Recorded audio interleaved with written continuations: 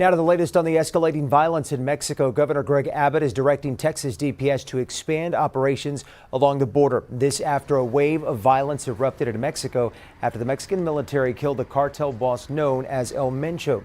Several dozens of people were killed in the attempt to capture him and the violence that followed. His death setting off several hours of unrest with vehicles being set on fire throughout the area. That led to a number of roadblocks, which is considered a common tactic used by cartels to block military operations.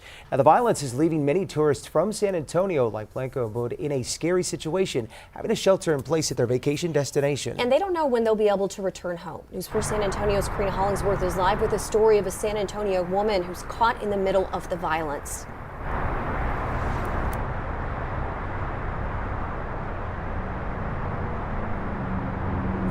Mandy, Jonathan, the killing of El Mencho has caused widespread unrest, and it has left many travelers wondering when they will be able to return home, as they've been ordered to shelter in place. One of those travelers is Blanca Abud from San Antonio. She told News 4 that she travels to Mexico at least once a year. Abud says that the hotel she is staying at was near the violence, and she saw a lot of the fires that had been set over the weekend. She said today it was a lot calmer, and she is anxiously trying to get back home. We can't get to the airport because the city is closed and the roads are closed, and there's only one road that takes you to the airport. Now, once we get on that road, it actually takes you through the violence. It takes you right through there. So that's another now putting ourselves in danger. Abud says she is hoping to fly home tomorrow as things are starting to calm down, and U.S. officials are urging anyone planning to travel to Mexico to do so carefully. Reporting live for News 4 San Antonio, I'm Karina Hollingsworth. Karina, thank you so much for that. Continuing our team coverage, Melissa Vega is standing by with just how many people have died and what's happening there now. Mel.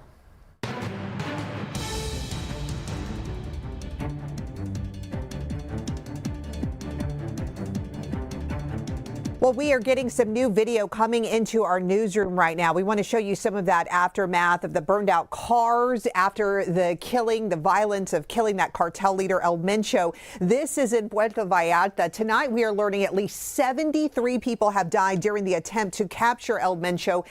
And after, also want to show you, this is new video of Mexican armed forces outside a federal forensic center in Mexico City, where authorities are confirming El Mencho's death. Forensic testing was carried out to verify his identity. And as we take a live look from the White House right now, the White House confirming the United States provided intelligence support for the operation, praising Mexican forces for targeting one of the most wanted drug traffickers. Mexican authorities now reporting more than 250 cartel roadblocks across 20 states have been cleared. Also want to show you this. The U.S. State Department reporting just a short time ago that multiple airlines are operating from Guadalajara and Puerto Vallarta.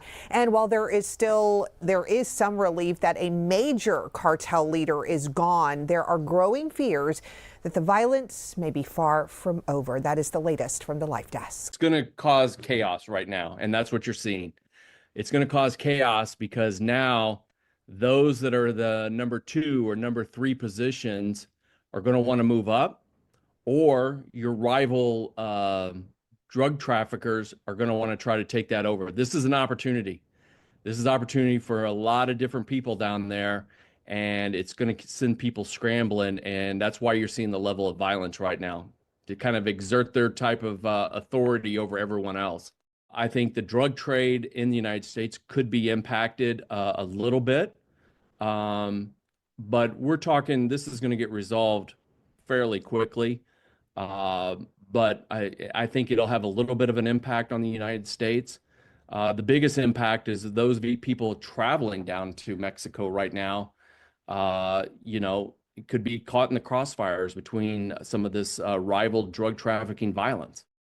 And so, hopefully, people traveling down there, maybe hold off their plans right now, would be my recommendation. Kind of hold off their plans, let this kind of settle down, get back to kind of some normalcy down in Mexico, and let this level of violence kind of go down, because this is not a good time to be down there. You don't know what a rival gang is going to try to do.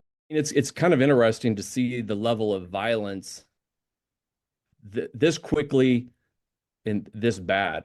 And what I mean by that is that you look at the capture of Chapo on what the 2 occasions that he was caught. You didn't see this level of the fires burning and the violence right away, especially when he was extradited. You didn't see this. It makes me just kind of curious of, the big question is why. Chapo and Mencho are on the same level. Trust me, they are on the same level. Pandemonium in Puerto Vallarta. It really did look and feel like a war zone. And I think that feeling of anxiety, that feeling of what does happen next or what could happen next is driving what a lot of people are feeling right now. American tourists stranded in the popular Western Mexico vacation destination, the U.S. State Department urging them to shelter in place. If you love your life, stay here. Don't go anywhere. Fallout from a Mexican military operation that killed one of the world's most wanted cartel leaders, Nemesio Oseguera Cervantes, known as El Mencho, head of the Jalisco New Generation Cartel. U.S. Deputy Secretary of State Christopher Landau says, "This is a great development for Mexico, the U.S., Latin America, and the world. The good guys are stronger than the bad guys." And P.S. I'm watching the scenes of violence from Mexico with great sadness and concern. It's not surprising that the bad guys are responding with terror, but we must never lose our nerve. Animo, Mexico.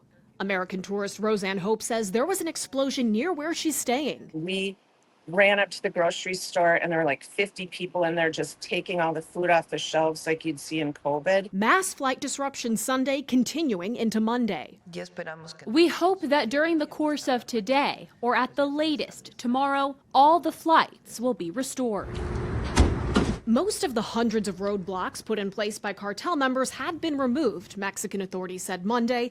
The State Department running crisis hotlines for Americans impacted by the unrest who need assistance, one for those calling from the U.S. and another for those abroad, including Mexico. The White House voicing support for the operation that killed El Mencho, calling him a top trafficker of fentanyl into the U.S., and confirming the U.S. provided intelligence support to Mexico.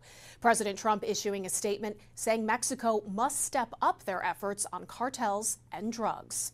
In Washington, I'm Atra El-Nashar.